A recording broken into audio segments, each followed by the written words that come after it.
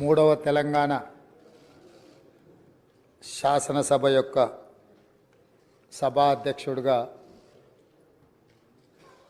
గడ్డం ప్రసాద్ కుమార్ గారిని ఈ శాసనసభలో కాంగ్రెస్ పార్టీ, భారత రాష్ట్ర సమితి, అదేవిధంగా సిపిఐ, ఎంఐఎం పార్టీలు ప్రత్యక్షంగా మద్దతు పలికి ఏకగ్రీవంగా ఎన్నిక కావడానికి, అదేవిధంగా భారతీయ జనతా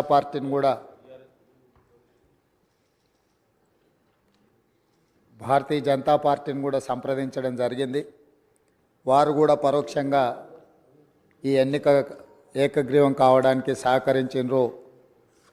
సభాపక్ష నాయకుడిగా మా సభ్యులకు, భారత రాష్ట్ర సమితి అధ్యక్షుడు మరియు శాసనసభ్యులకు, ఎంఐఎం అసదుద్దీన్ ఓవైసీ గారికి, అక్బరుద్దీన్ ఓవైసీ గారికి, సిపిఐ పార్టీ నాయకులకు అందరికీ, ఆ పార్టీ అధ్యక్షులకు, శాసనసభ్యులందరికీ కూడా ఈ సభాపక్షాన మనస్ఫూర్తిగా వారికి ధన్యవాదాలు తెలియజేస్తున్నాను.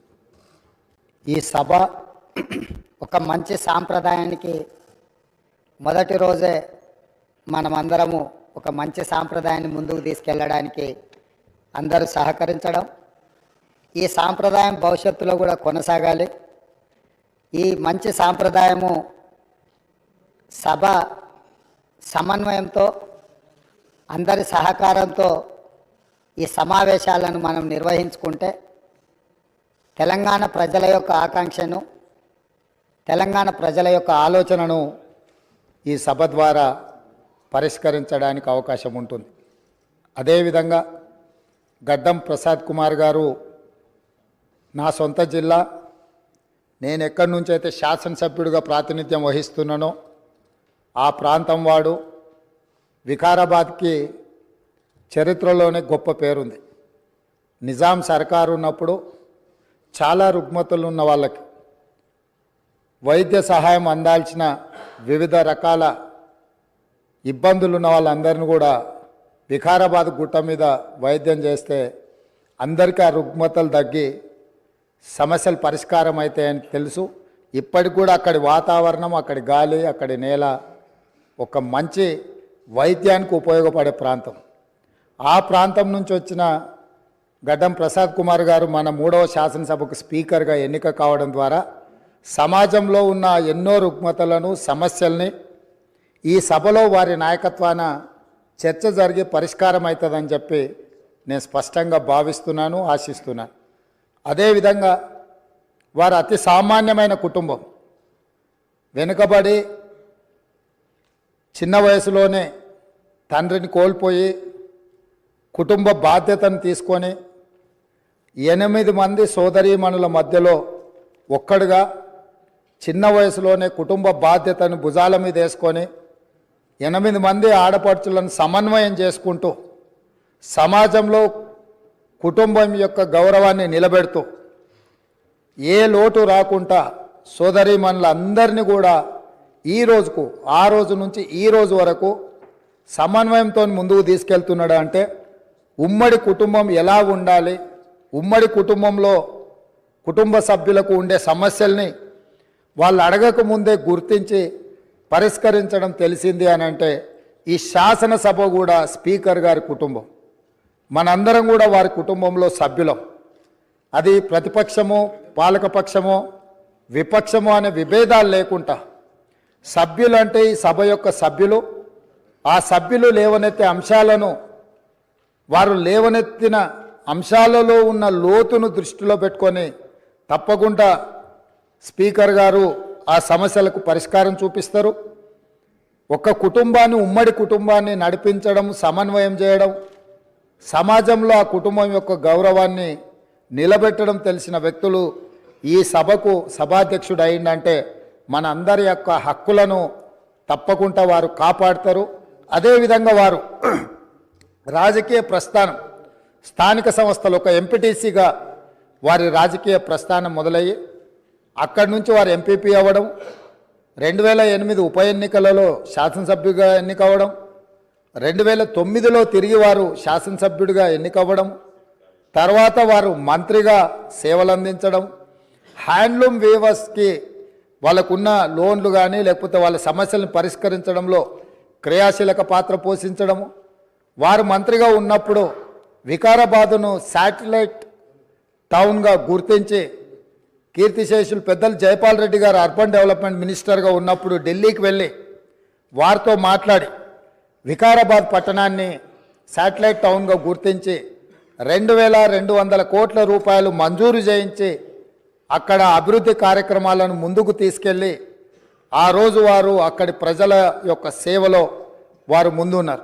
అదేవిధంగా అక్కడ మెడికల్ కాలేజ్ కావాలని వారే ఆ రోజు ఆ ప్రతిపాదన తీసుకొచ్చి ఈరోజు మెడికల్ కాలేజ్ మంజూరైంది. ఇంకా స్టాఫ్ ఇతర అంశాలు కూడా కొన్ని ఉన్నాయి. వారే అక్కడి నుంచి ఆదేశాలు ఇచ్చి తప్పకుండా ఆ సమస్యను పరిష్కరించడమే కాకుండా అప్పా జంక్షన్ నుంచి వికారాబాద్ మన్నగూడ చౌరస్తా వరకు రోడ్ వైడనింగ్ విషయంలో కానీ వీటిలలో కూడా వారు ప్రత్యేకమైన చొరవ చూపించి ప్రాంతం యొక్క అభివృద్ధిని వారు ఎప్పుడూ మర్చిపోకుండా వారు ఎన్నికలలో గెలిచిన ఒకవేళ ఫలితాలు వారికి అనుకూలంగా రాకపోయినా వారు ఎప్పుడు కూడా ప్రజలకు దూరంగా ఉండలేదు.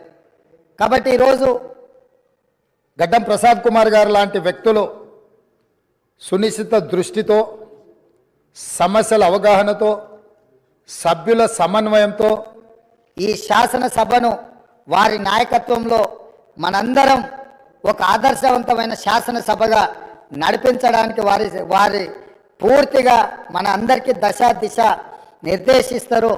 వారిని మనస్ఫూర్తిగా ఎంపీటీసీ నుంచి శాసనసభాపతిగా ఈరోజు బాధ్యతలు నిర్వహించే వరకు వారి యొక్క రాజకీయ ఎదుగుదల కావచ్చు, ప్రజా సమస్యల పరిష్కారంలో కావచ్చు, వారి యొక్క కృషిని అభినందిస్తూ, నేను ఏ ప్రాంతం నుంచి అయితే శాసనసభ్యుడిగా ఎన్నికైనానో మా ప్రాంతానికి సంబంధించిన శాసనసభ్యులే ఆ ప్రాంత నివాసే వికారాబాద్ జిల్లా ఒకప్పుడు డాక్టర్ మర్రి చెన్నారెడ్డి గారు ఆ ప్రాంతం నుంచి వచ్చి దేశ రాజకీయాలలోనే అత్యంత క్రియాశీలక పాత్ర పోషించారు.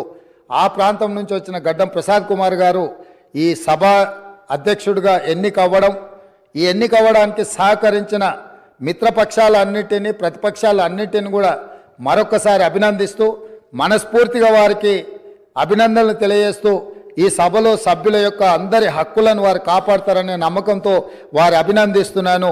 ముందుగా శాసనసభ అధిపతిగా ఎన్నికైన మీకు హృదయపూర్వకంగా మా పార్టీ పక్షాన, మా అందరి పక్షాన కూడా హృదయపూర్వకంగా మీకు అభినందనలు తెలియజేస్తూ, మా పార్టీ అధ్యక్షులు పెద్దలు శ్రీ కేసీఆర్ గారు వారు దురదృష్టవశాత్తు వారికి కొంత గాయమయ్యి హాస్పిటల్లో ఉన్నప్పటికీ ఎప్పుడైతే ఈ ప్రతిపాదన శ్రీధర్ బాబు గారి ద్వారా మరి వారికి వచ్చిందో వెంటనే ఒక క్షణం కూడా సంకోచించకుండా, రెండో ఆలోచన లేకుండా తప్పకుండా సహకరించవలసిందే అని చెప్పి ఏకగ్రీవంగా ఎన్నిక కావడానికి వారు మాకు ఆదేశాలు ఇవ్వడం జరిగింది. దానికి అనుగుణంగానే నిన్న మీ నామినేషన్లో కూడా మేమందరం కూడా పాల్గొనడం జరిగింది.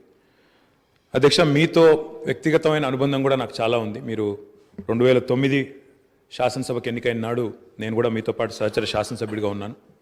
ఆనాడు తెలంగాణ ఉద్యమంలో కూడా మీరు మీ వంతు పాత్ర పోషించినారు. 2012 నుంచి 14 దాకా మీరు మంత్రిగా, ముఖ్యంగా మా శాఖకు మంత్రిగా, హ్యాండ్లూమ్స్ అండ్ టెక్స్టైల్స్ డిపార్ట్మెంట్కి మంత్రిగా మీరు పనిచేసిన క్రమంలో ఆనాడు ఒక సందర్భంలో నేను మీ దగ్గరకు వచ్చి మీరు రండి, సిరిసిల్లకి మీరు రావాలి, ఎందుకంటే రాష్ట్రం మొత్తంలోనే టెక్స్టైల్ అంటే సిరిసిల్ల కాబట్టి మీరు తప్పకుండా రావాలి అంటే మీరు కొంత సంకోచం వ్యక్తం చేసినారు మొదలు.